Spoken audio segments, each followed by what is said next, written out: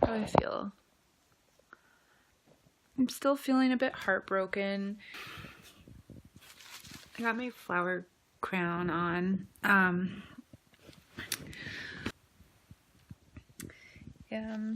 I really kind of graduated.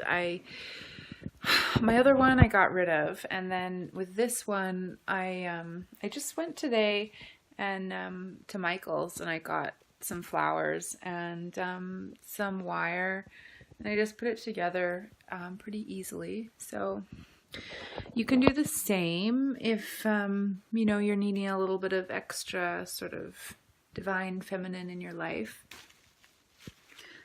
So yeah, actually have this giant crystal here that I use, and I'll just put that right on, you know, right where it hurts on my heart, and just sometimes that really makes me feel better. Sometimes I think it's better than like drinking a lot or like just sort of partying and not like having meaningless encounters with strangers. Like, just go inward. I also think it's really important to surround yourself with good friends, and one really simple thing you can do is just like breathe in for 4 breaths and breathe out for 6. It's clinically proven to help reduce stress and increase mindfulness. So that's a really good thing to do.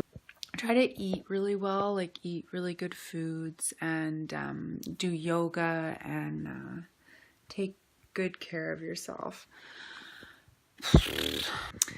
Yeah, so those are just some simple things you can do right away if you're feeling heartbroken. And I totally feel for you if that's what's going on. I totally understand how you feel.